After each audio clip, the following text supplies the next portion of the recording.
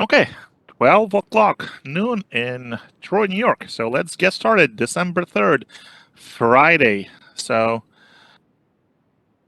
we are almost done. Just 1 week left. 2 more lectures if we don't count this one. How you folks are doing?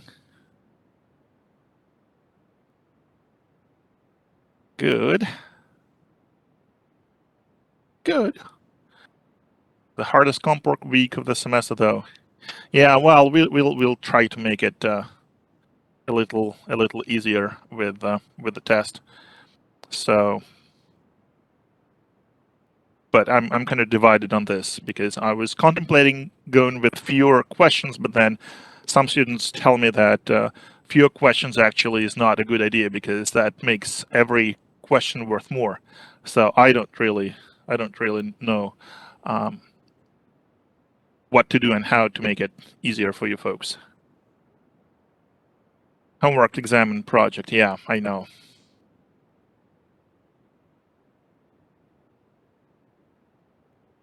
Yeah, so as I mentioned, if anyone has 3 exams on Wednesday, then reach out to us and we will offer you a makeup either Thursday or Friday. Obviously, it cannot be beyond Friday, and you would have to be, cooperative and flexible regarding their specific time so that we are able to give you an exam either Thursday or Friday. So we do that for people who have 3 exams, but it has to be 3 exams. Unfortunately, we don't have the capability to accommodate all other people because there are lots of students who have 2 exams and like a presentation or something. So unfortunately, we cannot accommodate all those people with makeup exams, and that's why we are only extending this offer to people with 3 exams. Can we just have the same structure as the last exam? You mean also with the extra credit question, or no extra credit and just fewer questions?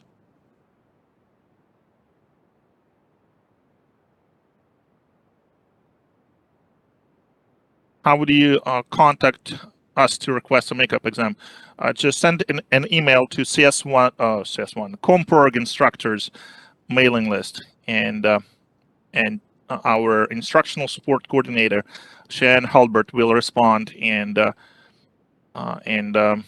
discuss their specific day and time.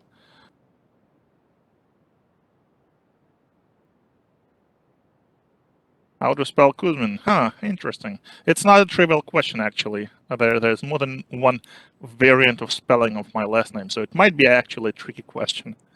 All right. 3 exams on the same day, on Wednesday. That's the terms of the offer that we are extending to people who have 3 exams. They have to be on the same day.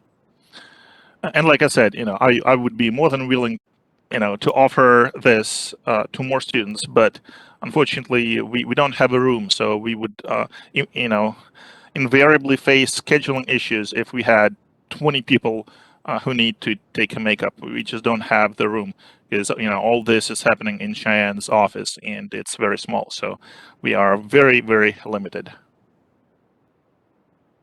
All right, and credit. Fox quiz does count as an exam, yes. But some people were saying they have like a project presentation that doesn't count, or like homework due, that unfortunately that doesn't count. Only three exams, but we count Fox quiz as one. All right, and so let's get started without further ado and go over the agenda that I have for today. Fox, DFQ, and Comborg. Yeah, that's a tough one. I don't even know which of the exams is tougher. If that were me taking those three, I would probably say Compork is the easiest, Fox is next, and DFQ is the hardest one. But that's just me. 2 on Tuesday and 1 on Thursday. Does that count? Unfortunately, no. We only count 3 on the same day on Wednesday. All right. Oh, DFQ. All right. So yeah, it depends on the professor. So to me, just the subject of DFQ sounds very, very intimidating. I'm not that good with advanced math.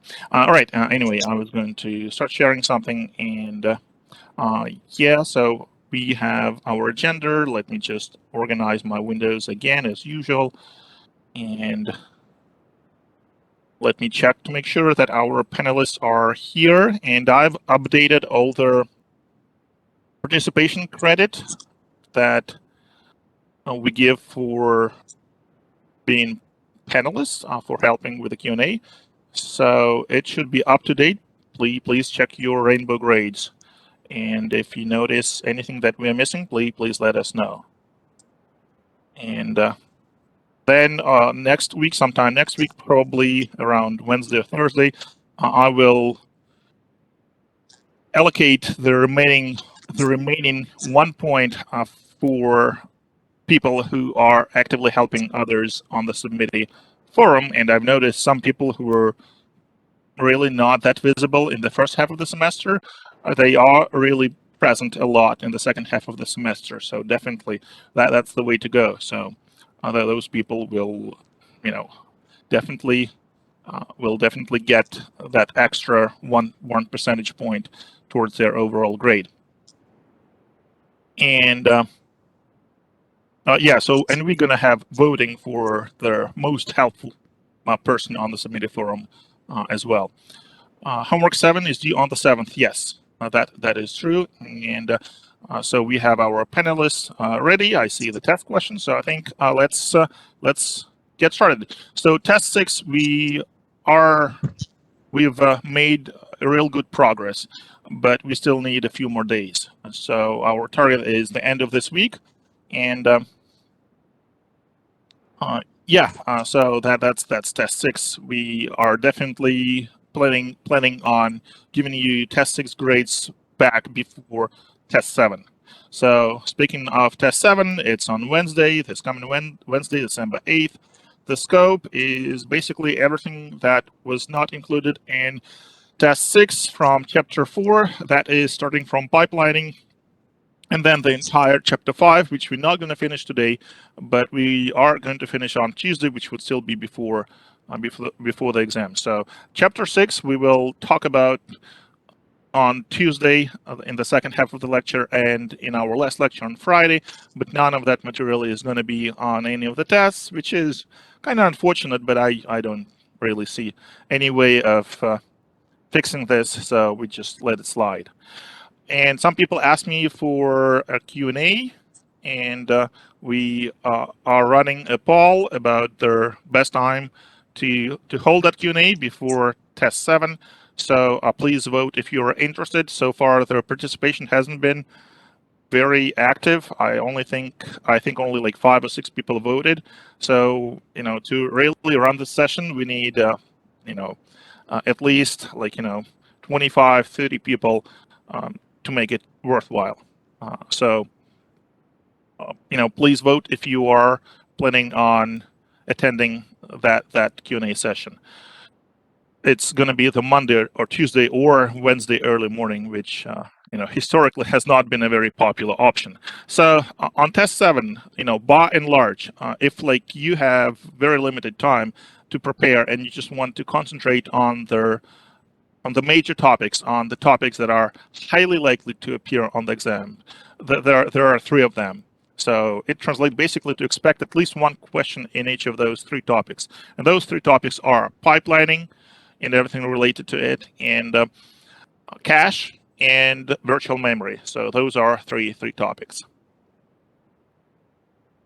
So then homework 7, yes, it's due on the 7th, on Tuesday at the end of the day. And project, just a reminder, it is due at the last day of classes, the 10th, next Friday, a week and a few hours from now. And how many late days can you use on homework 7? 2 late days at most, as usual, provided that you have enough late days available. And course evals are still open, and they run until their 11th. So if anyone hasn't completed them yet, there's still time.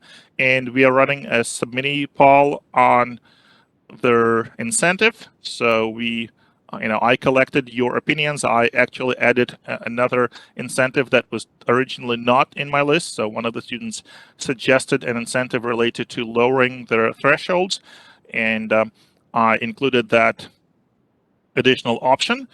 So the poll is still open, and if you haven't answered this poll, you can. So we will run this poll until the end of the day today. So until 11:59, and then we will close it. So that's basically your last chance, today to express your opinion. And if you voted previously, you can, still change your vote if you want to, right? So you can change the answer while the poll is still open. And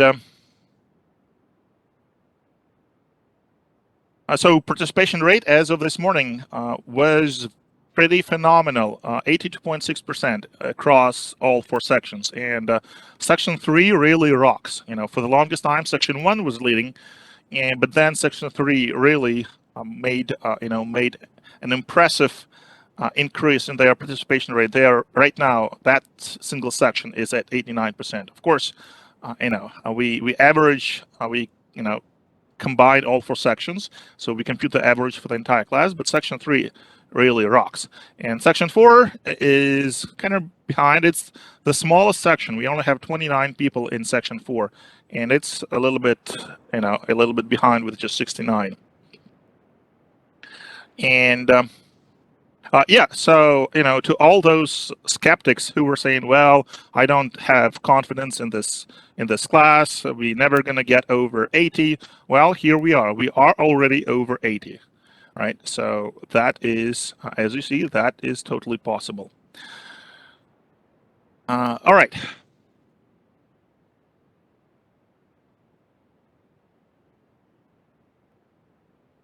Yeah, and as I mentioned, I'm not going to give any comments about their current voting situation. So I, of course, can see intermediate results, but I will not make any comments on that. So you are free to run your unofficial exit polls if you want, but I will not disclose their official results until they're ready, which would be after midnight tonight. So that makes it, like I mentioned, that makes it a very interesting optimization problem. All right. So yeah, at this point, like the key unknown is, are we going to get to 90% or not, given where we stand right now? So that's really the most interesting part. All right, and everything else is just all right. Slides. We have to finish with a few pieces from chapter 4, and then come back to our chapter 5 and talk about caching and cache memory. Are 10% of the class doing so well they don't need incentives? Yeah, it's a good question. I have an answer, but like I said, I don't want to make any comments about that. So, while the voting is in progress, so we will discuss it next time on Tuesday. Can you please post the exam review problems before Saturday? As usual, I will try, but before Saturday it means tonight, and I'm not sure I will be able to get everything together, by tonight. But of course, I will make every effort. And I know it's every time that I say that, and more often than not, I'm not able to get it done before Saturday. But I will still try. Can we convert late days to extra credit? No, I don't think that is an option that we are considering. Primarily because late days are derived from just attendance, so it's a relatively low low stake thing. It was relatively easy to earn late days. You didn't even have to answer all the polls correctly. So and that was the late days were really for you to have some flexibility in with homework deadlines more than anything else. So hopefully you see where I'm coming from with this.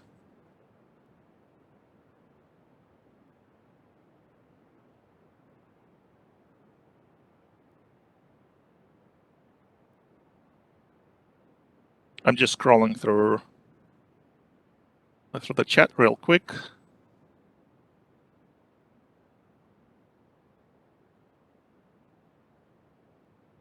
All right. So back to chapter 4, and the last few things that we need to talk about in that context,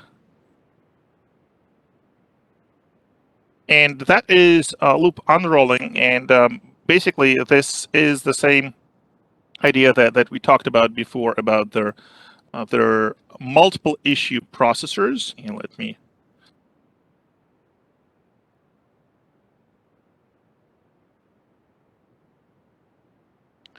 All right, and so multiple issue was the idea that we can actually throw in some additional hardware to our processor, and then gain the ability to issue more than one instruction at any given cycle. And of course, we have to make sure that those instructions do not step on each other's toes, that they are completely independent. But we were able to come up with at least one example that definitely allows that. And there actually, it's obviously the example that we reviewed was not the only way to do it, right? So we can have, we can have more instructions in a packet. So in our example, it was a dual issue. We can have like a 4-issue processor, and so that there is a number of possibilities here. But a dual issue with just a separation that the first instruction is a loop branch, a loop or branch, and the second is load or store is their easiest, probably the easiest implementation that we can think of. All right, and so with that, one thing that we can do additionally to help our multiple issue processor is to unroll their loops, and this is something that a compiler can definitely do. So what does it mean to unroll the loop? Well, imagine you have a loop that repeats the body of the loop 3 times. There are 3 iterations. So in this case, like instead of doing the actual loop, you could just copy and paste the body of the loop 3 times. And semantically, that would be the same, right? It would be the same program, just modified, but it will have the same effect. And yes, the length of the program would increase because you copied and pasted the same piece of code more than once. And if you recall, that was something that we told you should never be doing yourself, right? You should be reusing your code, and this kind of goes against this. But as it turns out, when we are talking about performance, you might trade the size of the program, for an additional performance boost, and that is done by loop unrolling. So in most cases, compilers are capable of performing loop unrolling themselves, but you can also do that manually. So what the benefits are? What are the benefits? And one of the benefits is, of course, it reduces the loop control overhead. We no longer need to have the loop control variable that counts how many iterations we had, right? So we can eliminate that. And then the second the second observation is that we can actually use different registers in different copy of the body of the loop. So imagine in the body of your loop, when it used to be a loop, you have, you're using registers T0 and T1. So then it means that those registers T0 and T1 are used in every iteration when we have a loop. And that creates a dependency between those registers. Imagine that in the end of one iteration, you write to register T0, and then in the very beginning of the body, you read that register T0. So if you execute it as a loop, it might create a hazard between writing to T0 and reading T0, right? Because it's the same register. So what you could do when you performed loop unrolling, you can rename registers so that you're not using the same registers. You're using different registers per copy, per replication. And this way you can avoid so-called anti-dependencies. So why are they called anti-dependencies? Well, because they're not real dependencies. They are just a factor of using the same register name in the body of the loop. When we had a loop, we obviously could not do anything differently, right? We would have to use the same register because there's just one copy of the body of the loop. Even if different iterations would have different values in that register, we would have to use just that single register or the same register. When we unroll a loop, we can avoid those dependencies, right? And they're not real dependencies because real dependencies are on data, not on the register number. And therefore, when we unroll the loop, we can get rid of those not real dependencies that and that's why we can actually get rid of them, because they're not real dependencies. They're just dependencies on the same register number, not on the same data in the register. And so we can get rid of this name dependence, and that stems from the fact that we are reusing the register name.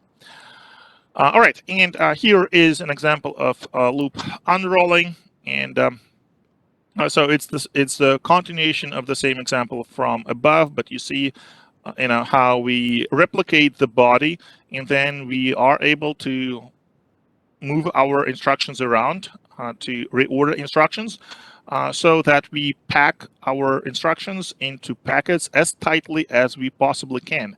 And in this case, we can pack them in just 8 cycles. So our IPC is 14 instructions, right? You see we have 2 knobs. So instead of 16 instructions, that would be the maximum theoretical possible number of instructions for 8 packets. We were able to, we only have 14 instructions per 8 packets per 8 clock cycles. So that gives us IPC of 1.75. And note how it is much closer to 2. It is much better than what we had initially. Initially, we had 125, right? So by performing this loop unrolling, right, so we were able to increase IPC from 125 to 175, right? So it's a significant improvement. Okay, yeah, it's still not 2. It's closer to 2. It's still not 2 because we still have knobs, but it's a good improvement.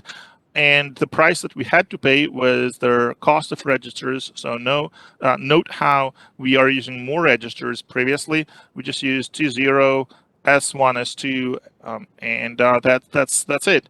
And here we are using T0, T1, T2, and T3. All right, in addition to all the registers that we used previously. So the number of registers that we're using is larger, and then the code size is also larger. The code size is in just the pure number of instructions, right? We have 14 instructions now, and previously we had just 5.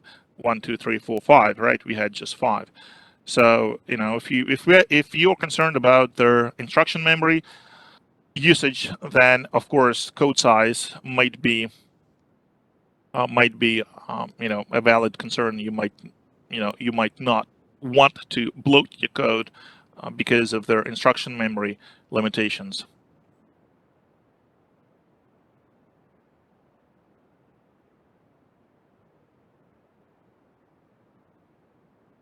All right, and here's our first real pop quiz for today. So hopefully that one is visible. Wonderful. Submitty tells me something went wrong. I have no clue what Submitty is talking about. Can you folks see their...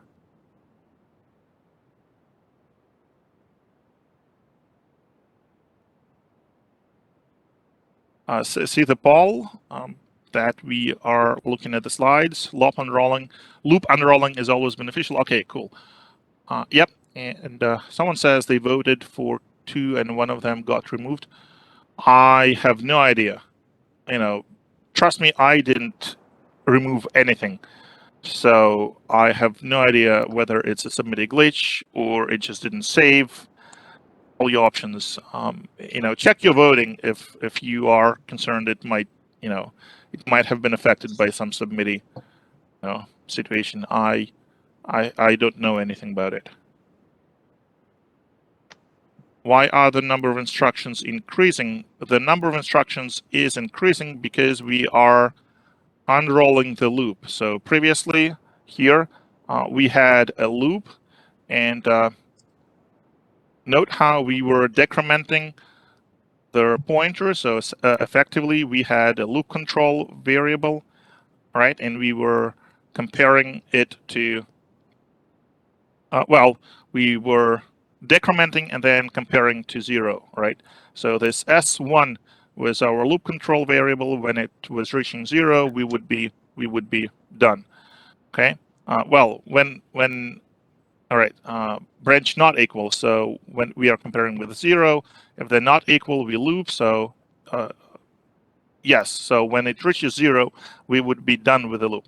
All right, and the instructions were add u, sw, and add I to modify our counter. And here, see, we basically have add u, add unsigned, and sw.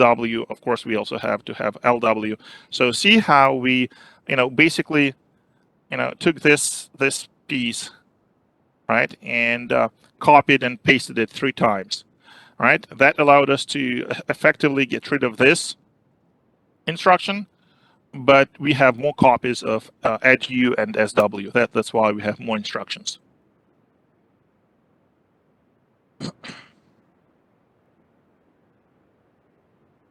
All right, and so then that was static multiple issue, right? The easier of the options. But we have another one, which is a lot more complicated, called dynamic multiple issue. And this is very typical for superscalar processors that can execute more than one instruction at a time dynamically. And good news for you is we're not going to go into any detailed examples because dynamic multiple issue is a complicated topic, so it's a lot more advanced. But we just want to make sure that you are familiar with the concept and could explain it if someone asked you, right? So the core idea is that dynamic multiple issue, it's now the responsibility of the CPU of the processor to pack the instructions into packets, not the responsibility of the compiler as it was the case with static multiple issue. So the CPU just receives, just reads the instructions from the instruction memory and then decides how to pack them into packets. And so it can issue 0 instructions if it needs. So zero instructions, meaning that we are skipping the cycle. So it's effectively a stall, or 1 or 2 or 3 or 4. So that number of instructions per packet, or number of instructions that we start executing at any given clock cycle, is a variable. And it is the responsibility of the CPU, of course, in this case, to pack the instructions such that we avoid structural and data hazards. Remember, structural meaning that we just don't have enough hardware resources to execute something, to execute 2 instructions, 2 or more instructions in parallel. And data hazards is something that, of course, we discussed. That's when we have enough hardware, but there are dependencies, data dependencies, that prevent us from from doing something in parallel at the same clock cycle, right? So now it's the responsibility of the processor to avoid those hazards, and that's why the number of instructions really that will start executing at any given cycle is going to vary. All right, so the compiler is not involved, but still the compiler may help by, let's say, reordering instructions to make their life of their processor and the dynamic scheduler of the processor easier, but largely it's their CPU's responsibility in dynamic multiple issue to make sure there are no hazards and that their semantics of the instructions of the program is preserved. Okay, so code semantics, program semantics is ensured by the CPU. All right, and so we by doing by doing dynamic multiple issue, we allow the CPU to also execute instructions out of order. So that is reorder instructions if it helps avoid stalls. And that said, the write back to registers should still happen in order, right? So because otherwise it might change the semantics of the program, right? If we do not write values back in the registers in the same order or in the memory, in the data memory to that matter, it may actually result in a program that would be semantically different from the program that we are given, right? So the results should be committed or written back to the registers in the same order in which they were in their original instruction flow. So like here we are loading into T0 and then we are reading from T0 in the addu instruction, and we can start sub instruction. We can actually execute sub instruction while addu is waiting for LW, right? Because there is a dependency here. So we can certainly do sub instruction because it does not depend on T0. Okay, so to that matter, we could we could have actually reordered it and executed it here, or executed it in parallel with this addu. And so that's a very high level diagram. Again, I'm not going to go into very much detail about it. This is the the rough idea for implementation of a dynamically scheduled, dynamic multiple issue CPU, right? So we have first the serial part, which just fetches the instruction from the instruction memory one by one, but then you see that's where we go parallel, and we go parallel by having multiple copies of the same hardware, or largely the same hardware, right? Where we accumulate their inputs. So those are called reservation stations. See how they say they hold pending operand that will be needed by instruction. And then we have FUs, functional units, which that we have several different types of those functional units, like for all the integer operations, or floating point, or load and store. Okay, and we have more than one. We might have more than one copy of the same functional unit, as we can see with our integer functional unit, right? And so each functional unit, of course, computes its instruction, executes its instruction, computes the result, without really knowing whether that result is going to be needed or it's going to be discarded. So when all those results are computed, we then have to really verify that that result is valid, right? Because we execute instructions, we might execute instructions out of order. So imagine, and of course this is not the case in this example, but imagine this, that there is a BQ instruction somewhere, or B and E, and we don't know, and that instruction happens before this sub instruction. So while we might let this sub instruction execute, speculating that it will actually be needed, it might happen that the BQ instruction before this sub instruction branches, and this sub instruction, its results are never going to be needed.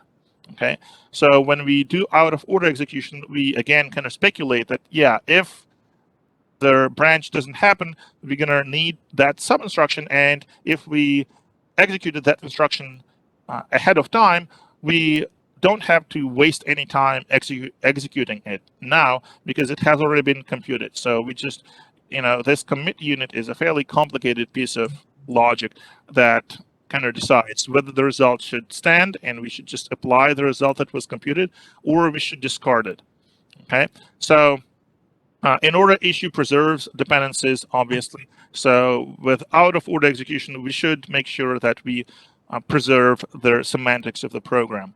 And the results that were computed by each of the functional units, they are also sent back to any waiting reservation stations, right? Because we might have one instruction that relies on the result of a previous instruction. So when this is computed, see how it is sent back to the reservation station.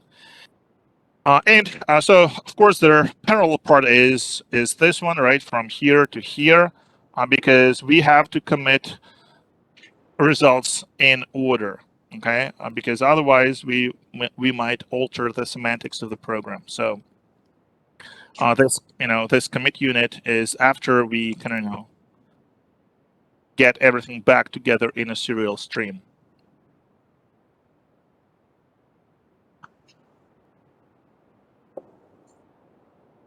Okay.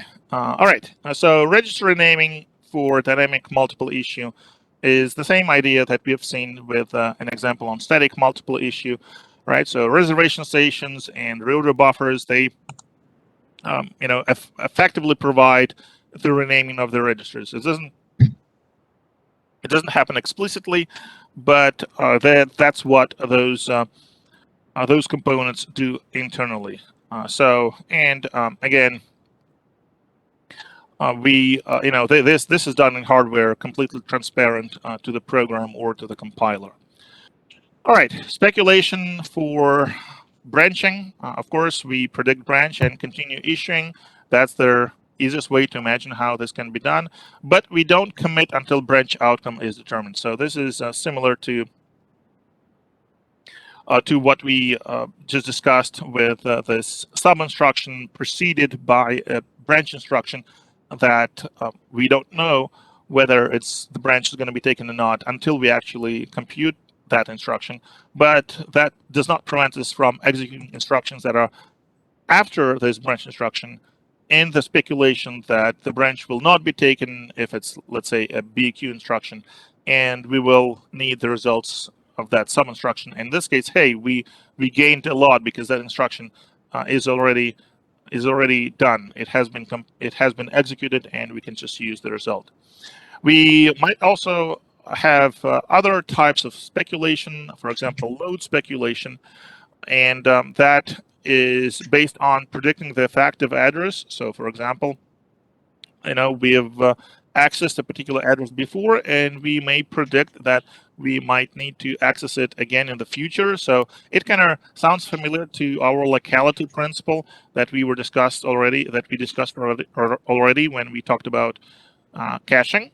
And that is, not just a wild guess. This is a pretty realistic expectation because we typically, for instance, load and store to the same address.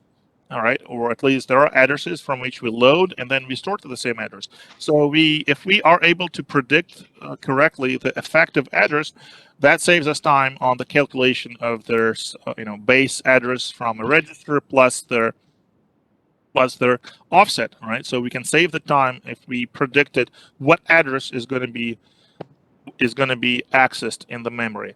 And similarly, we can predict what the loaded value is. So for example, if we are loading multiple times from the same address and there have been no SW instructions in between, obviously, no matter how many times you load, if the value hasn't been modified, we will read the same value. So you can predict the loaded value. And if your prediction is correct, you don't even need to access the data memory, right? Because you are correct and the result is ready. And there are other, similar types of speculations here that we can come up with. And there are actually more types than listed here. They can get pretty sophisticated, pretty non-obvious, but super scalar processors are really complicated. All right. So, and then basically summarizing why we need dynamic scheduling and whether it works or not. Well, obviously, their processor is potentially capable of packing their instructions into packets a lot more tightly just because it possesses a lot more information about the running program than it is possible for a compiler, right? Because a dynamic stage, the processor knows like all the values of the registers and all their metrics that it can keep track of. And the compiler, obviously, it only looks at the program as a static piece of code.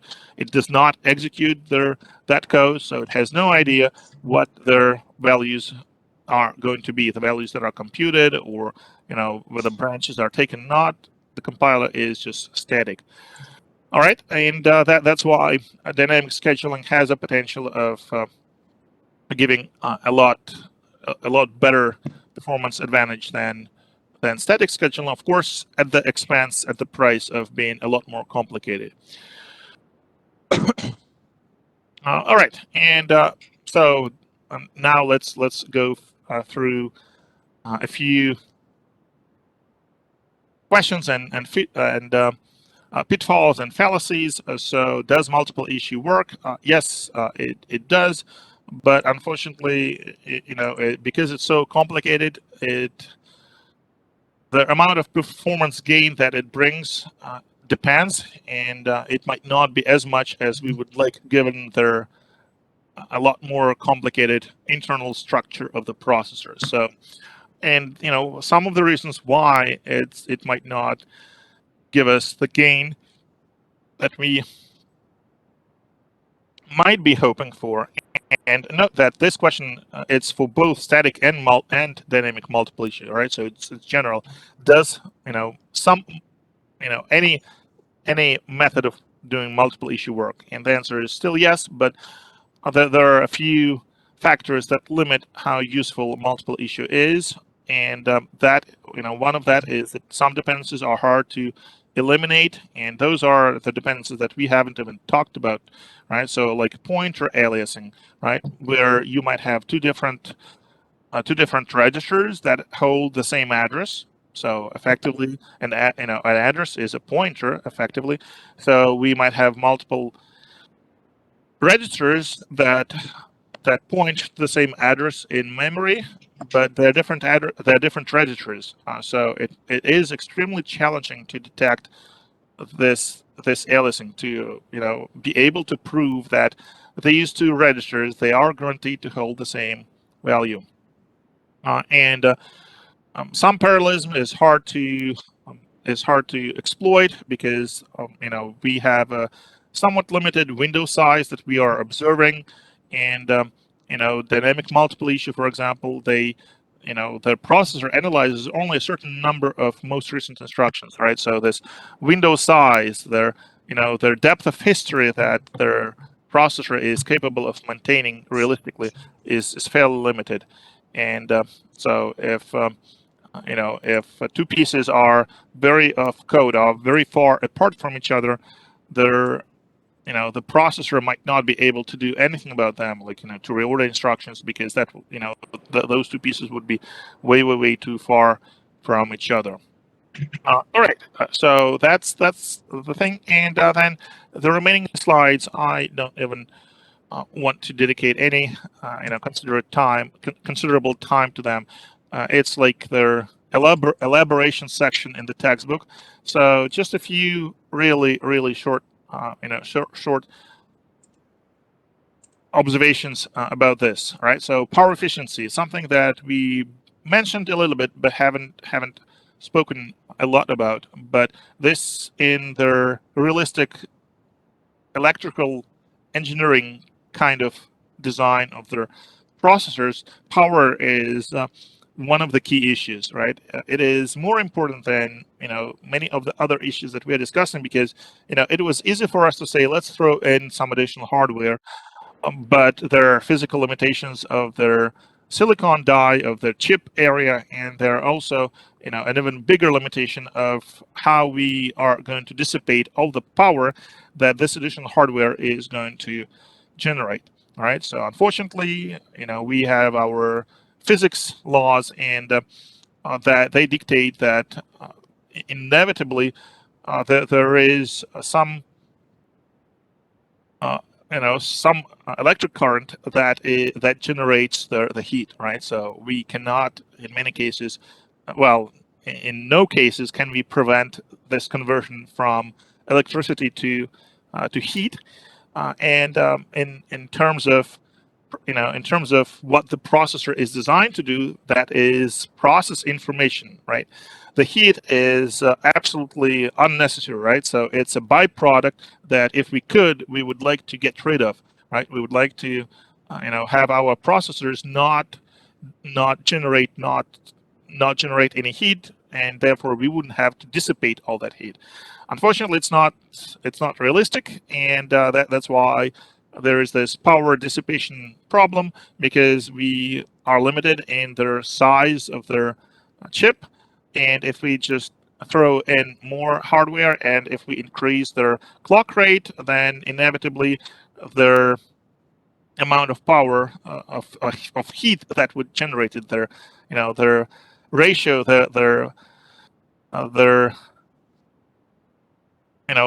their amount of current that gets converted into their heat is going to increase. So you can compare very very modest 5 watts for Intel 486 processors back in late 80s, running at just 25 megahertz, and more current processors that have multiple cores, right? 16 cores for this Ice Lake processor running at over 4 gigahertz and generating almost 200 watts. If you think about it, it's a crazy amount of power. It's a lot, and considering how small that chip is, right? Only a few square centimeters, and you have to dissipate almost 200 watts from that, from that small area, and this is incredibly hard.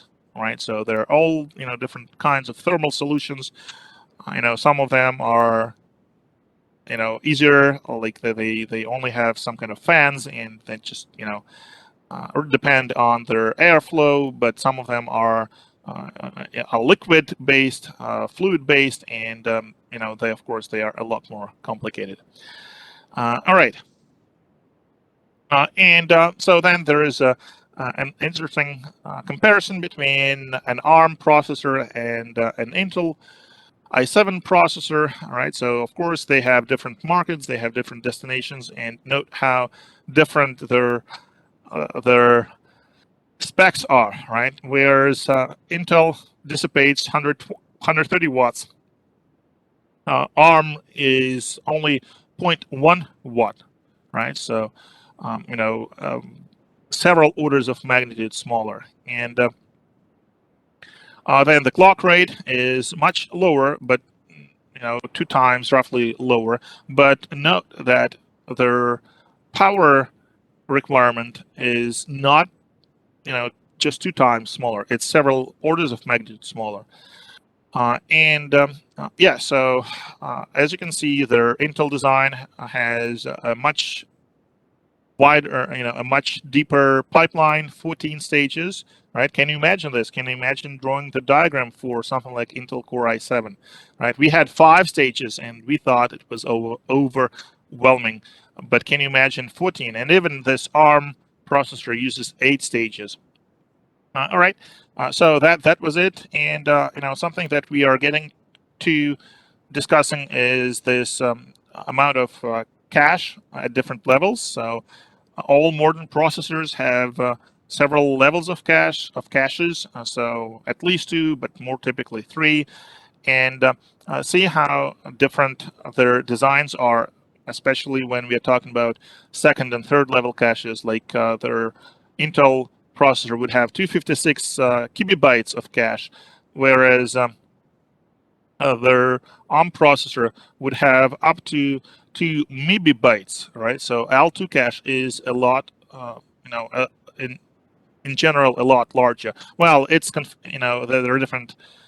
There are different versions, of course, of this A53 processor, right? So some of them actually have smaller than 256 kilobytes second level cache, but what is available is 2048 maybe bytes of cache, which is like 8 times more than in an Intel Core. All right. And this is the pipeline of their ARM processor. And again, I'm not going to spend too much time. And here is the performance for different types of benchmarks or different types of applications. So again, I just gonna leave that for you to look at the designs and their performance comparison. Again, we're not going to go into any deeper detail about this. And matrix multiplication. So this is the example that we have seen before, and This is dedicated to, this is actually an example of unrolling loops. And so that's the loop that will be unrolled, as you can see. And this is their assembly code. It's x86 assembly language. So we had a very brief introduction to it. So I wouldn't expect you to kind of be able to read that code. But one observation that you can make is that you can clearly see that there's unrolling here, right? Because there's multiple copies of essentially the same or very similar instruction, right? Just with slightly varying arguments. All right, and so their overall performance impact, right? So we can compare, and this is in support of our previous statement that loop unrolling can be very helpful, right? So this is unoptimized code, and this is code that uses vector instructions or AVX, so different extensions. So X stands for extension, and I see that just using vector instructions. This is the idea of SIMD, single instruction, multiple data, that we discussed before. You can see a significant performance increase, right? GFLOPS is obviously giga floating point operations per second. So and so this is floating point, so just one of their metrics, right? It's not integer arithmetic, it's a floating point arithmetic, but still you see that if we implement loop unrolling on top of using SIMD instructions, then we can more than double the performance impact as compared to just AVX. And if you compare unoptimized, then it's like 9 times more or thereabouts. So it is pretty influential. So here are some fallacies that we need to kind of talk about briefly. So first is pipelining is easy. I don't know, honestly, I don't know why textbook authors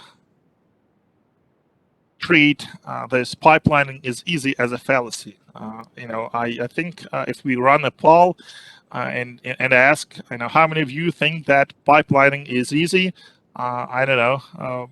You can respond in the chat. I don't think many people would say pipelining is easy. So it's definitely not easy. All right. So yeah, it's if someone says pipelining is easy, it's definitely a fallacy, right? The basic idea, may be easy, or at least making sense, but all the details, all the hazards and all the stages and all the registers that we had to put in between the stages, so that ain't easy if you ask me. All right, and yeah, pipelining is independent of the technology, so it's just a general idea that can be implemented in different ways. And so why haven't we always done pipelining? Well, that's exactly because it's complicated. So it was a lot easier for us to grasp how non-pipeline processor works first before we jumped into pipelining, right? So and as technologies advance, of course, we can have more transistors packed into our silicon die, and then, of course, it opens the door to having more hardware. And of course, pipelining, of course, means that we have to throw in more hardware. All right, and yeah, if we have very limited hardware resources, we might not be able to do pipelining at all. Although most modern processors, even their processors that you would typically call a controller, they are actually these days they are pipelined.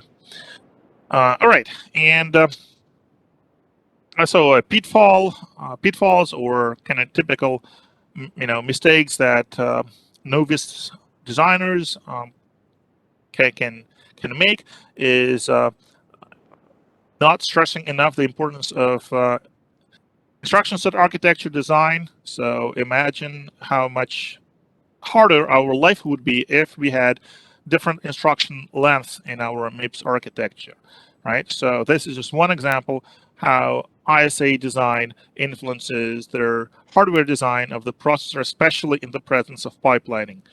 Okay, and if you make bad choices, then you make punish yourself with the hardware design up to the point where it would be so complex you would never be able to to debug it and make it work, right? So on top of just an instruction set design, like their length of the instructions and the number of formats of the instructions. Again, think about MIPS, how easy it was in terms of, and I know I'm a little, I'm a little careless with saying that, right? So easy, but if you think about the number of formats, it was very limited, right? We have I instructions, we had R instructions, we had J instructions, and yeah, that's pretty much it, right? So not that many different formats of the instructions. It can be a lot worse. It can be as many as several dozen instruction formats, right? Of course, it would make the hardware implementation a lot more difficult. And another factor that we also mentioned earlier, branching. If we have more complicated pipelines that are deeper, that have more levels, then we might have much longer delay slots, right? So that refers to the fact that if we mispredicted the branch and we have to flush all the instructions that were fetched and started to execute after our branch instruction, we might have to dump all those instructions. And the more stages we have in the pipeline, the more instructions we would have to dump, right? So the more penalty for misprediction becomes, and that directly affects their performance. All right.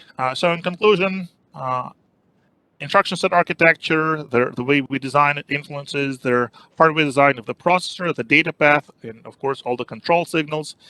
And with pipelining, we improve the throughput, but we do not improve the latency. So really the performance gain comes from the throughput, from the average number of instructions that are executed per unit of time. And things get complicated with all the hazards, three types of hazards: structural, data, and control. And we can, apart from just doing pipelining, we can actually do multiple issue and issue more than one instruction per clock cycle, right? So that would be an example of ILP, instruction level parallelism. And there are other types of parallelisms that we will briefly discuss in Chapter 6 in our next lecture next Friday, a week from now. All right, so that's all that I have for the Chapter 4. And now let's jump back to our Chapter 5 and our cache discussions.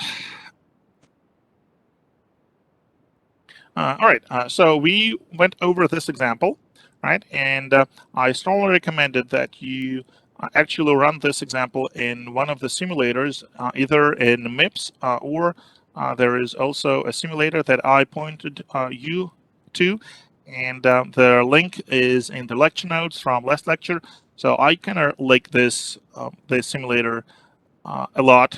It's not perfect, so I believe it has one bug, but I think it's the best of the simulators that I have seen. All right, and for us, it is convenient because what's the bug? I think that there is.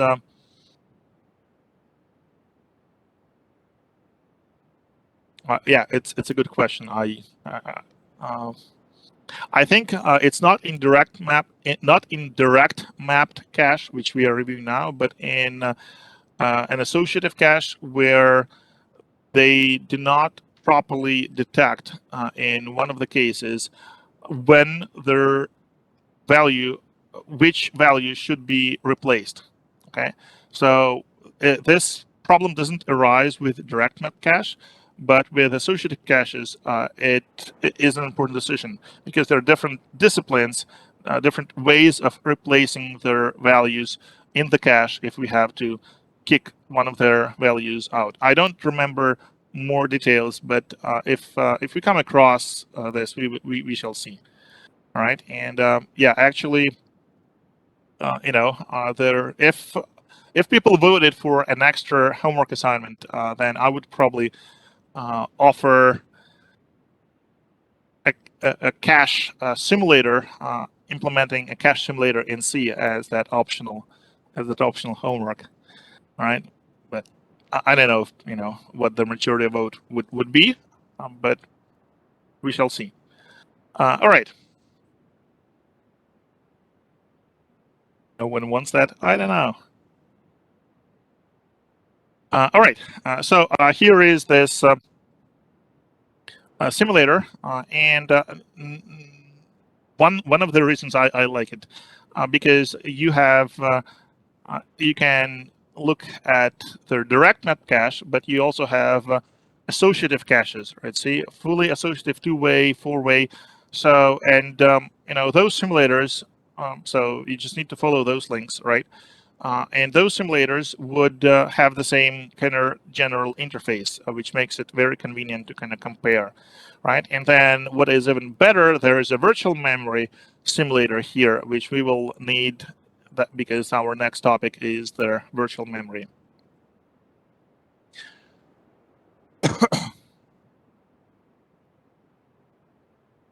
All right, and note at this write policies block here, it's part of the configuration.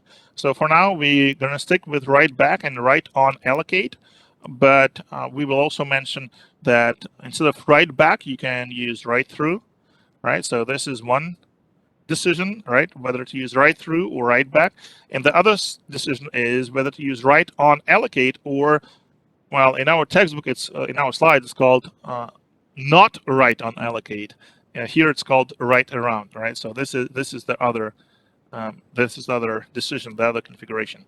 All right, and we reviewed this example here that was showing how our basic direct mapped cache works. And if you, and I just want to point you at the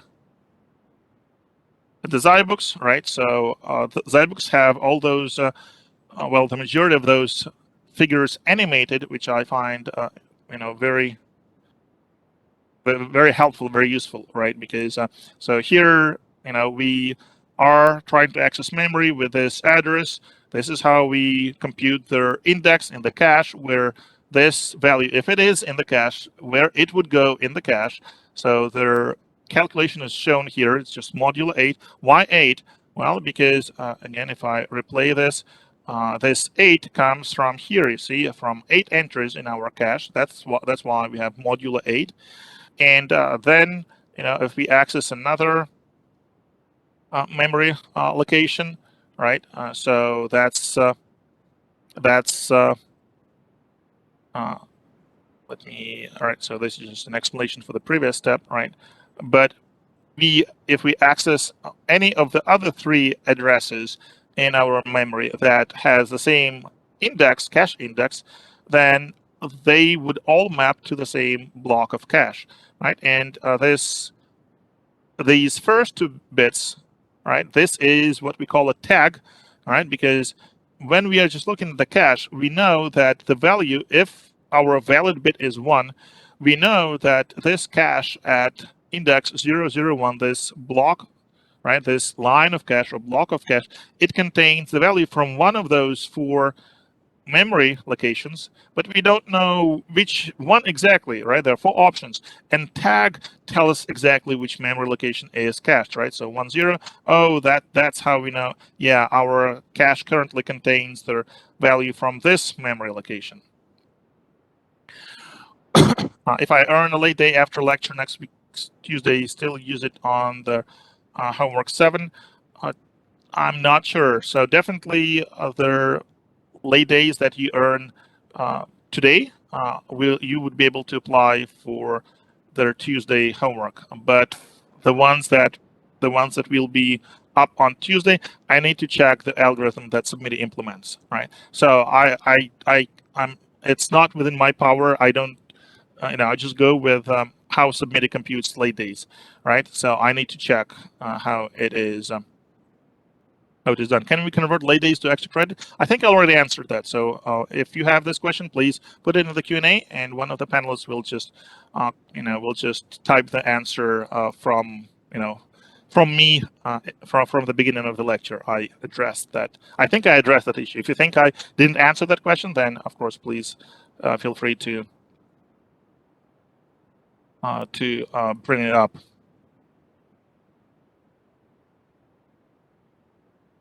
All right, releasing all submitted polls, so those close to a late day can earn it, use it for homework 7. I don't know. I'm afraid of being accused of asking you questions that have not been discussed yet, right? Because those polls they're tied to lectures. So if I submit them on Monday, how are you supposed to answer those questions if the material that we're going to cover is only going to be covered on Tuesday, right? So I'm kind of reluctant to do that because of that reason. All right. So we are back to this example that we went over. And so, of course, our next traditional question, so how would we approach implementing this in hardware? And this is not a real hardware implementation, but it's a step in that direction. It shows how we dissect their memory address, right? So this address is the effective address of memory access. So when we do something like T1, 0, T2, right? So we take the value of T2, we add with the offset, and that's their effective memory address. And the same for SW, right? So it's just read versus write as far as our data memory is concerned. If it's about instruction memory, then of course it's just PC plus 4, and then we just read from the memory. We assume that we never write to instruction memory programmatically. All right, so this is what is meant by address, okay? And when we have this memory access instruction, LW or SW or instruction read, right? And we have a memory hierarchy with cache, right? So we might hope that the value that we need, for example, to read from data memory, as let's assume that this example is reading from data memory, right? So we might hope that this value has already been cached, and instead of reading from data memory, we just read it from our cache, which is static memory, and which is much faster than dynamic memory, DDR. So the way it works, of course, we need to know how to approach our cache, how to access it. So first we need the index, and this is the index in the cache, right? So why is it 10? Well, because we have 1024 lines of cache or blocks of cache, right? So these values are connected, right? It's 2 to the 10th, which is 1024, right? This is the, you may call it size of cache. It's not exactly correct because size of cache usually means the total size of all the bits in the cache, right? And 1024 is not that. So I would prefer that you call this the number of blocks, the number of lines in this cache, right? It's 1024. And obviously to address 1024 blocks, we need 10 bits, all right? So those 10 bits of the address memory of their address are used as the index, and the remaining bits are used as tag, right? So this is our tag, and it's 20 because it's everything that is left. And I'm kind of avoiding the discussion of byte offset. I will get to that in a minute. But you see that byte offset is 2 bits, which means that if we have to use 10 bits for index, then what is left is 20 for the tag. So when you're asked any questions about computing the parameters of the cache, you always go, with first you determine the index, and then whatever is left, after you consider the byte offset, is the tag, right? So, and the tag is 20 bits. So basically, it says that there are 2 to the 20 different memory locations that compete for a particular slot, a particular line in memory, right? So if you have anything here and the valid bit is 1 or yes or true, however you treat it, right? Then this tag field tells you which of those, multiple 2 to the 20 data memory locations, right? So it's going to be here and here and here, right? They all map to the same cache line, because all those memory locations would have their lowest, these 10 bits, right? It's not going to be, they're not going to be the lowest because we have 2 byte offsets, 2 bits for the byte offset, but they're going to have these 10 bits the same, right? So, if I may depict it like that, and then, 10 bits would be the same, and then, different, and then 10 bits are the same, right? So, and different, right? So this part would be tag, right? And the part that is the same would be this index, right? That's why we say that these memory locations, they compete for the same line of cache.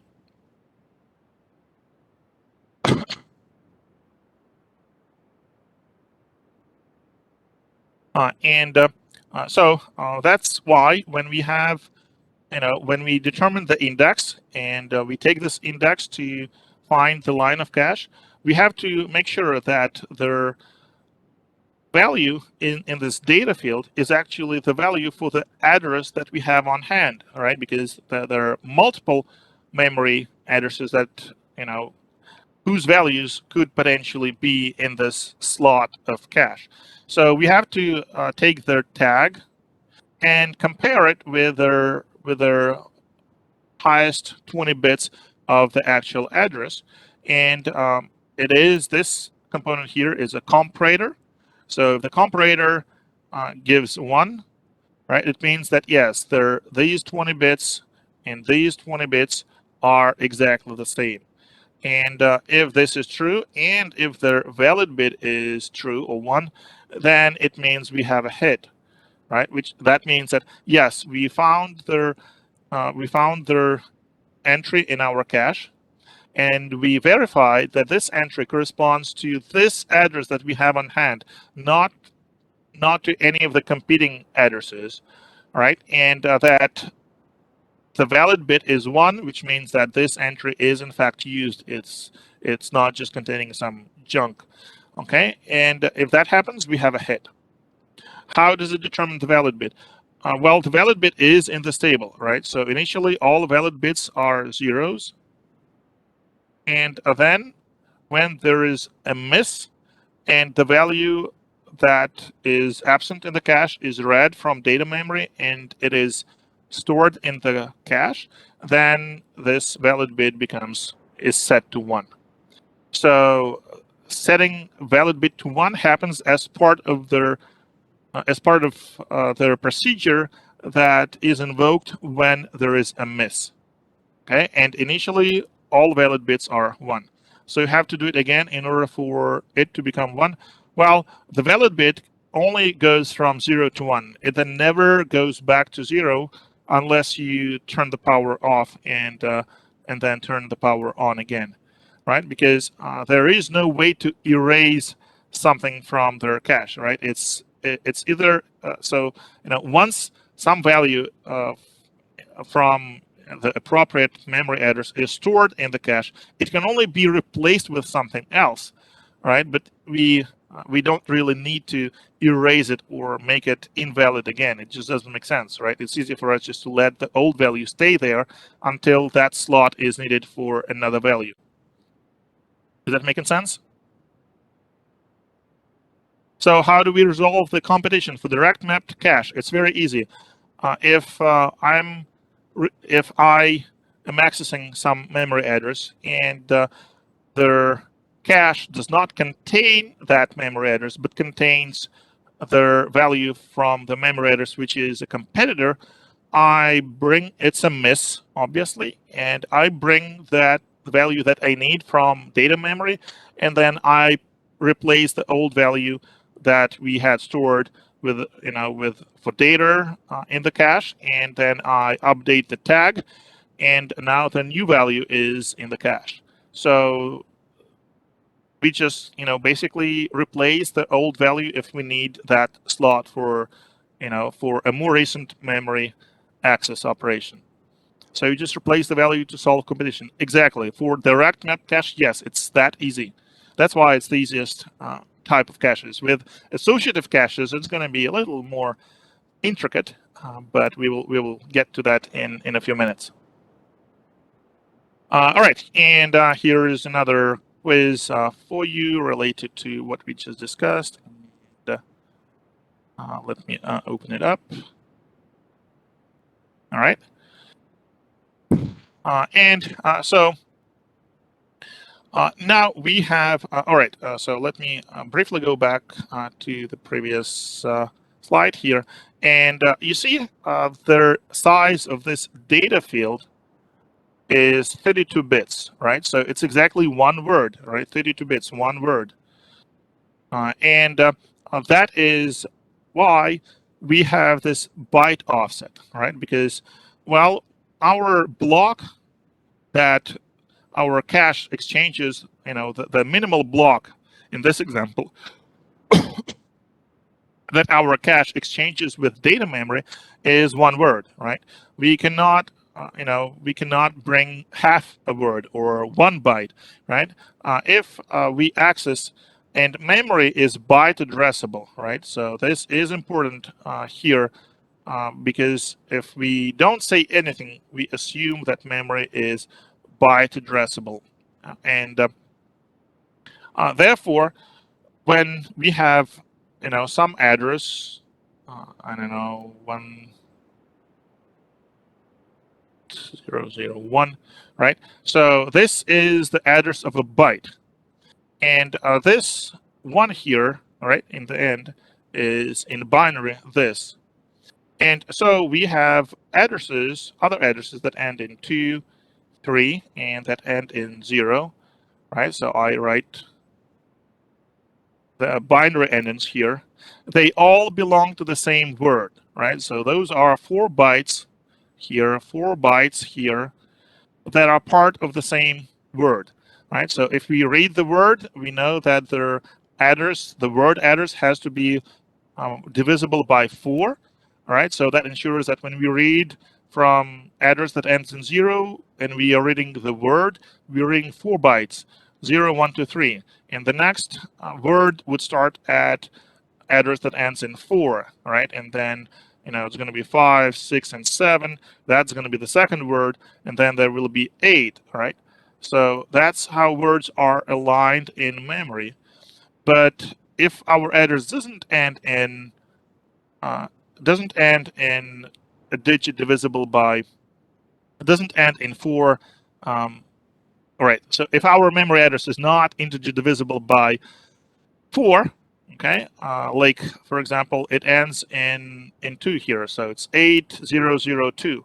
It means that we are trying to access the word, the byte from the middle of this word, and it's a legitimate access operation. Okay, so we can certainly do that, but our cache only stores full words. So even if we request one single byte, and you know that we can do this with LB instruction or LBU, right? LB or LBU, which is similar to LW, but it reads just 1 byte. Or we have LH or LHU, which read half a word or 2 bytes, right? And of course, for LB, the address can be anything. It doesn't have to end in 0, 4, 8, and so forth. It can end in 1, 2, or 3, or whatever. And that means that even if we have such an access operation that only requests 1 byte, since our cache stores words, we would have to read the whole word, right? So this is like our minimal unit of information exchange between the cache and the main memory.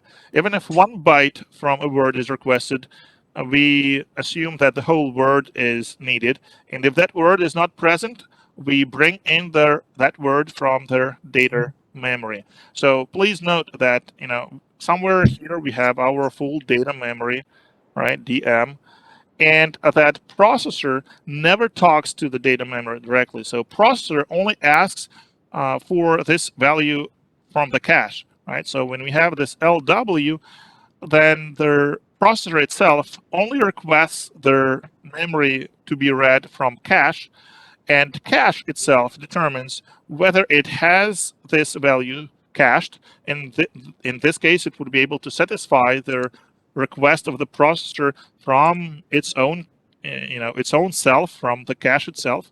And if not, then it would be the cache's responsibility to get to data memory and read the value from data memory, bring it into the cache, and then serve that value back to the processor. So processor does not directly talk to the data memory. Remember, a few slides ago, last lecture, we were reviewing their, it basically looks like a pyramid, right? So when levels of memory only talk to their next level in the hierarchy, but never across the levels. So back to our byte offset discussion. See how, if we requested only 1 byte and the whole word was brought in, because this is our, unit of information exchange between cache and data memory, then we need to somehow specify which byte within the word we need to serve to the processor. And that's why we have this byte offset. So the way to read it is, it's the number of the byte within the word. Of course, we have 4 bytes per word, and that's why byte offset is 2 bits, right? Because those are all the possible combinations, 0, 0, 0, 1, 1, 0, 1, 1, right? So we are just numbering the bytes within the word. And that's why, the number of bits that we need for this offset, it depends on how much data we store in the cache. If we store only 1 word, we only going to need 2 bits. If we store more than 1 word, and this is possible, then of course we will need more bits here to address the byte within 2 or 4 or however many words we store in our cache, right? So it's I don't think we will ever see anything less than 1 word, right? So I don't think it's it is theoretically possible to design this, but I don't think it has any advantages. So the minimum that we would see in a cache is 1 word, but we might see more than 1 word. So and that brings us to this next discussion: a larger block size. Can someone give me a reason why would we want to have more than 1 word in a cache, in a line of cache? So why would we want to increase this, let's say, from 32 to 64, which would be 2 words? Are there any benefits? What would be the benefit? Arrays, I think, yeah, I agree with that, but could you please clarify what do you mean by arrays? I think I know, but memory? More data in one spot. So if I ask you, what kind of locality would I be hoping to exploit by increasing the size of the block from 1 word to 2 blocks? Spatial locality, exactly. Imagine you have this memory, right? And you have, indeed, as someone mentioned, an array stored, right? And so imagine this is address 0, 1, 2, 3, right? And imagine those are bytes, I don't know. So if we have a larger block size, we requested just this address. For 1 word blocks, we would only read the 4 bytes. For 2 words, we would read and bring into the cache the entire 8 bytes, so that when our processor requests address 1, address 2, address 3, those values are going to be in the cache already. So those would be misses, those would be hits, despite the fact that we have never before requested address that ends in 3. But it was brought in when we requested address that ends in 0. Okay, so it is exactly spatial locality. Good job. Yeah. All right. So larger block size is therefore can be beneficial, but of course there is also a natural limit. We don't want to make the block too large. Think about why in the meantime. All right, but naturally there should be some considerations regarding that. All right, so here's an example. We have 64 blocks, but we have 16 bytes per block. So 4 words, right? 16 bytes is 4 words. And then, of course, our address subdivision becomes a little bit more complicated because first we have to have 4 bits for the offset. Okay, so it's the byte offset. It's the number of byte within our block, which is now 4 words. Okay, and then the block address computation is becoming a little bit more complicated because we have to divide by 16, right? And so just a reminder, this operator means the floor, right? So we take the floor. So we compute the block address as this is their memory address, right? This is memory address. Oh, okay, it's written right here. All right, and so to determine which block it would go to, or the index of the block in cache, right? It would be 75. But then we know that, oh, we only have 64 blocks, so we don't have block 75. So we need to take modulo 64, right? Because we have 64 blocks, right? So that's where this 64 is coming from. This is 75 is coming from here, right? And this 16 is this one, and this 1200 is this one, right? So, and the final result, block number 11, right? So this is what we previously called an index, right? So this is the index, which means it's just the index of the cache block within our cache with 64 blocks. 0 to 63 would be valid indices. All right, so now that we know, all right, so how many bits do we need for index? Well, it's 64 blocks, right? So it is 2 to the 6, right? That would be 64, and that's why we need 6 bits, right? So this 6 is this 6 right here, right? Because we need to address 64 blocks of our cache, and we need 6 bits. And then we already discussed why we need 4 bits for the offset, and the tag is just the easiest thing to compute because it's just everything else. It's just the remaining stuff. All right, so here are limitations and considerations for the block size. Obviously, larger block size has a potential of reducing the miss rate due to spatial locality, as we already discussed. And on the other hand, in a fixed sized cache, and all caches that we're discussing, they have a fixed size, right? They're not dynamic, right? We have to decide how large our cache is going to be, design it, implement it in hardware, and it's going to stay like that. So the larger blocks means that there are fewer of them, which means there's more competition for each block. There are more memory addresses that compete for the same block of cache, right? Because now there are fewer blocks, and it means that there is an increased miss rate. So here is this thing, right?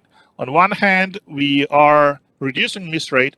On the other hand, we are increasing miss rate. So there is some kind of optimal solution, but it's not obvious what it is because when we say spatial locality, it's like speculating, right? So how likely or how often or how many instructions will actually exploit the spatial locality.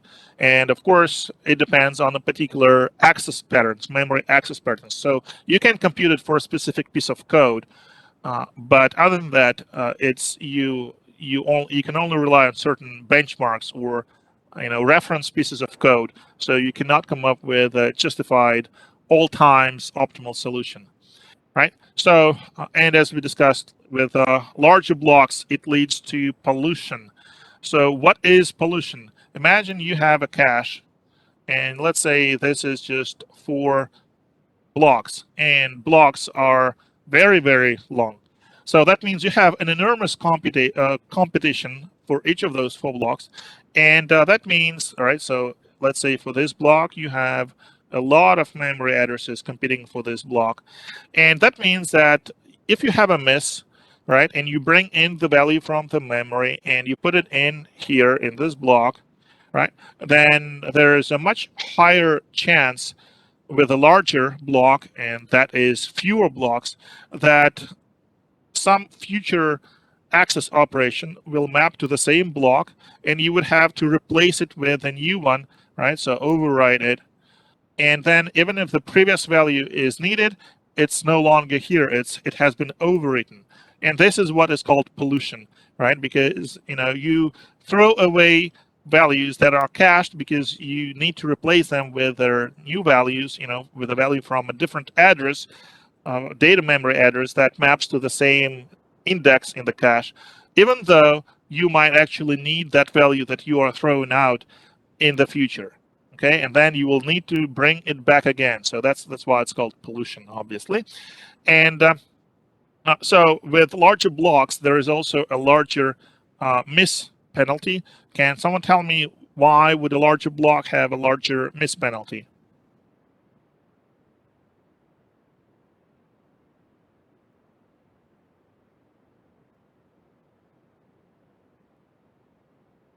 Yeah, exactly. Need to fill more data in, right? If you have a very large block, it simply would take you more time to read that block, that many bytes, that many words from the data memory. So that means that every time you miss and you have to bring the value in from the main memory, it you incur a higher miss penalty, and that larger miss penalty can, in some cases, completely erase the benefits of a reduced miss rate. Yeah, you're going to have fewer misses, but each miss is going to be so expensive it might erase all the benefits. And there are certain, a couple of things you could do. We're not going to talk about them in detail, but just wanted to mention. So those are strategies that you can use: early restart or critical word first. So for example, read the word that was requested and then read the rest of the words in the block. So kind of rearrange the order in which your memory is read. So those kinds of strategies can help a little bit. Did you ever get lost in the block while traverse the cache? No, you don't get lost, and the reason for that is because you have exactly this offset, right? This offset tells you which byte inside the block was requested. So whether that block is present in the cache or you have to bring it in, you would still eventually access this byte from the block and satisfy the instruction that was requested. All right. So when we have a hit, everything is pretty evident, right? So we just, bring their value from the cache. This data is the value that we are interested in, and it is just transferred to the cache, to the processor. So that's pretty easy, right? Hits are easy. What about misses? When we have a miss, then we have to stall the pipeline. All right, that's inevitable because that means that we are not able to satisfy this memory access operation, whether it's a load or store, from the cache, and it means that our cache needs to go to the next level of hierarchy. If we only have two levels, cache and main memory, it means that cache has to go to main memory. You will see that we can have actually more than two levels of hierarchy. And once again, it's extremely important to realize that we can each level of hierarchy can only talk to the immediately next level, right? So if we have a processor here and we have cache here, right? So this is our CPU, this is our cache, and this is our main memory. All right, we can only have transfers like that, right? So CPU asks cache, cache is trying to satisfy this request from its cache, right? But if their value is not cached, it cache goes to main memory and brings the value in and then serves it to the CPU, back against, according to this hierarchy chain. So CPU would never go to main memory. No, it is the cache's responsibility to serve the value, whether it serves it from its internal blocks or by requesting it from main memory. And if it was a miss and cache had to bring the value from main memory, then invariably it will now store it internally. Okay, so that's their basic idea behind their coordination between different levels of memory in the hierarchy. And then what happens if we had a miss? It depends on whether we are talking about data memory or instruction memory. So if it's an instruction memory cache miss, we have to restore the instruction fetch, right? So it just means that the previous instruction was not found in the instruction that was requested was not found in cache. It had to be read from instruction memory, and now we're just ready to proceed. And with data cache miss, it just means that we can complete the execution of the instruction that was, kind of paused while the pipeline was stalled. And now this instruction can continue because now the value that this instruction was trying to read from data memory has been delivered to the CPU by the cache. So now, so far, we have been discussing mainly their read operations because why? Because they're easy. What about write operations? Well, write instructions, that is SW, store word instructions, are a little bit trickier because you might have a write without a previous read. So how does write instructions, write operations, write memory operations go along with cache? So it depends on whether we have a hit or a miss. So if we have a hit, that is we are writing into memory, and it turns out that the address to which we are writing is already present in their cache. And we assume it's a data write, so we are talking about data memory because we assume we can never write to instruction memory. So in case of a data write hit, we just update the block in cache, right? So this is an obvious solution, right? We have the value cached, the value is changing, all right, because there's a write operation, and we're just updating that block in cache. So that looks, very reasonable, but then there is a huge problem, stated here. But then our cache and our data memory, they disagree. They are inconsistent. They do not match each other because we updated the value in the cache, but in memory it stayed the same. And of course, it's a problem, right? At least in the longer run, it's a problem. So we, we should not allow this, at least for an indefinite amount of time. It's okay to let it happen, for a short period of time, but not eventually. We would need to make sure that our cache stores the same value for the corresponding memory address, right? And so their easier of their policies to deal with this problem is called write through.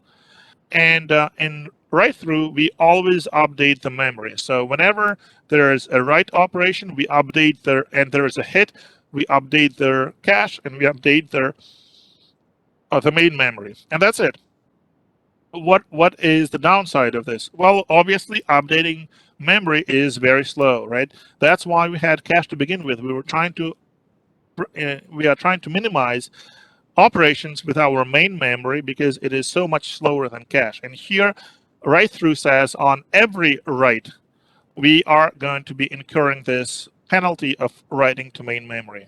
And to give you a perspective of how slow it is, the main memory, I mean, if let's say our CPI is 1, so instruction takes 1 clock cycle to execute, accessing main memory can easily be 100 cycles.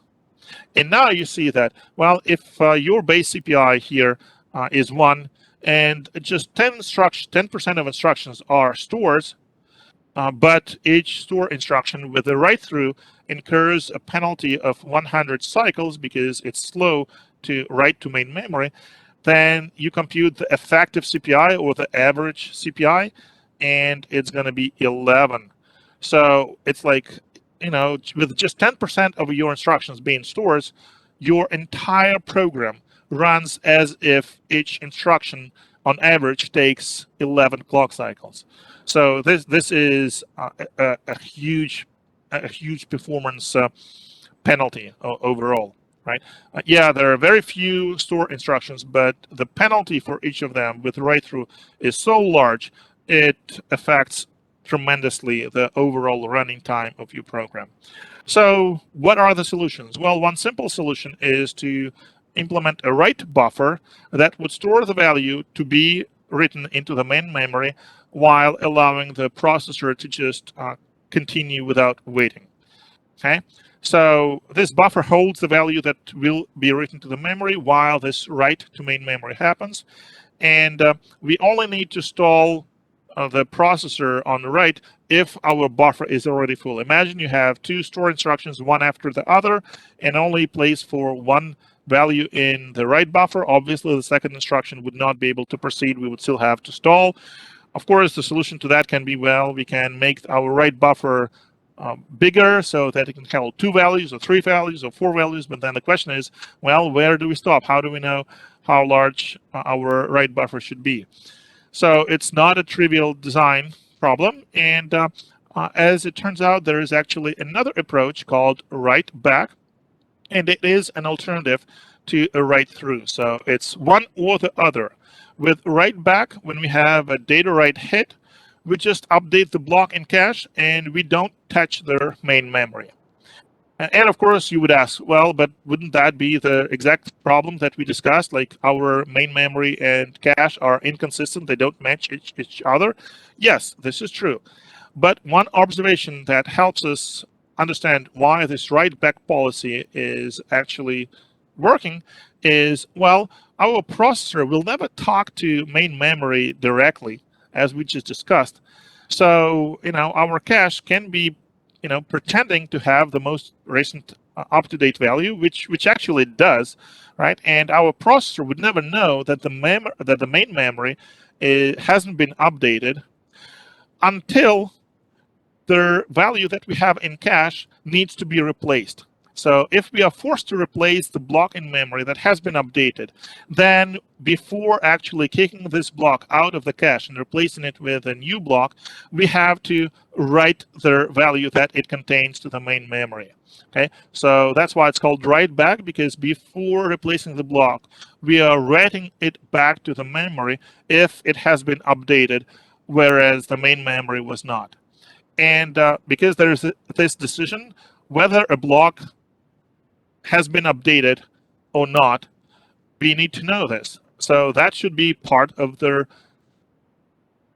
cache, much like a valid bit is part of the cache, and it's called a dirty bit, right? So dirty bit is set to 1 when the cache block contains a value that has been updated in cache but not in main memory. And if it's 0, it means that the block is consistent with the main memory. The block in cache is consistent with the main memory. And if that block is replaced, we don't need to do anything. If the dirty bit is 1, it means before replacing this block, we need to write it back to the memory. Yep, so dirty bits. See, all the funny terminology, right? I know people like to nibble. So here's another dirty bit, dirty. All right, so so that what happens. So these two policies, write through, write back. This is what happens on data write hit, right? These two things. What about a miss? What if we have a write miss? So we are trying to make a write, and that value, the address that we are trying to write to, is not in cache. What do we do? And here we have a few alternatives. So for example, we can allocate on miss. So it means that we first fetch the block from main memory, put it in the cache, and then update the value in the cache, right? So, and then update it also in their main memory. So, this alternative works for write through right? So another one is write around or not allocate on miss, which means we don't fetch the block. So the block is never brought into the cache, and we just write the value into the main memory, and that's it. Write around. Why around? Well, because we are kind of, you know, doing it around the cache. It is cache that is performing this, right? Again, it's not the CPU directly interacting with the main memory, it's cache, but cache writes their value, performs this write operation without bringing this block into itself, into the cache. And it can be advantageous in quite a few cases. For imagine you are zeroing your memory or you are performing initialization, right? You don't want to, bring those values into cache because you're just, sweeping through the whole, through a whole huge memory, memory chunk, setting it, let's say, to 0, right? So you don't need to mess with the cache because it would be constantly, polluting the cache, bringing the value, and then soon after it happened, replacing it with a new value. So for write back, their allocation policy is, in the vast majority of cases, is fetch the block, right? Because if you don't fetch the block, then it's not clear how the write back could work, right? Because it is write back, as you recall, is based on their on their block being present in their cache, and it is updated in the cache, and then we have a dirty bit that says whether it was updated or not. So write back kind of implies that we always fetch the block. All right, and here is an example. This is a real processor called Intrinsity Fast Math. So it is a 12-stage pipeline, and it has a separate instruction cache and data cache, which makes the design actually a little easier. And it is capable of performing an instruction and data access on each cycle, so there are no additional delays. And here are some parameters. We have 16 kibibytes for the cache, for each of the two caches, I cache and D cache. It is organized as 256 blocks times 16 words per block. And for I cache, we don't need to worry about writing because we never write to I memory. But for D memory, we need to decide whether we, what policies we use for write miss and write hit. So that's why for this processor, for Dcache, it is configurable whether either write through or write back. So it is actually flexible. And here are some examples. We have iCache 0.4% miss rate and Dcache 11.4% miss. So the weighted average, if you do it, is 3.2%. All right, and here is their diagram that shows their memory subsystem of this Intrinsity Fast Math processor. So let's look at the details. So why do we have 8 here for the index? Well, because we have 256 values here, right? 256 blocks in our cache right here. So now we have right, yeah, and it says here 256. So what is the total size of data? And it says 512. How come? Why is it 512? Well, we can kind of see it from here. There are 4 bits here, right? Which means, so it's 2 to the power of 4. And this is what controls this multiplexer, which collects data from all the words of a single block from cache, and then serves the requested word to the processor. So this data, this goes to the processor. This is connected to the processor. All right. So how many blocks do we have? 2 to the 4th, 16. So this 512 is 16 times 32, right? Because this is a word. If we need not a word, but a single byte from a word or half a word, that's why we have 2 bits which is the byte offset, right? Because each word is internally divided. We can think of it as being divided into four bytes. So that is why this is 8. This is index, and then the remaining 18 bits are for the tag, right? And this part we already reviewed. There's a comparator, 18 bits and 18 bits of tag that are coming from the address. So this is from the instruction, right? So this address is coming from an instruction like, this one or something similar. All right, and that's pretty much it. That's how it works. And so, all right, and these two slides, right? That we can finish them on Tuesday then. All right, so they kind of two talk about the same thing, so we can deal with them on Tuesday. So yeah, let's stop here, and then we will continue on Tuesday, and yeah, we will hopefully go through all the material. But even if we don't cover all of the virtual memory in on Tuesday, then will we will just make sure that it's not in the test, of course, and then we'll finish off on Friday. All right, homework 6 and test 6 grades. When I talked about test 6 grades and homework 6, it was due just a few days ago, so we haven't even started. So homework 6 will be graded sometime next week. All right, so that's all I have on 151, and let's stop here. Everyone, please enjoy your weekend, and yeah, just a little bit left, so try to survive this last week. And office hours, yes, I will have my office hours 2:30. So as soon as I stop this meeting, I will head to campus to have my traditional office hours. All right. When are my office hours? You can look them up on in our on the course materials on Submit if you need to. But it's today. It's 2:30 to 3:50. All right. Enjoy your Friday and your weekend. Talk to you later. Bye bye.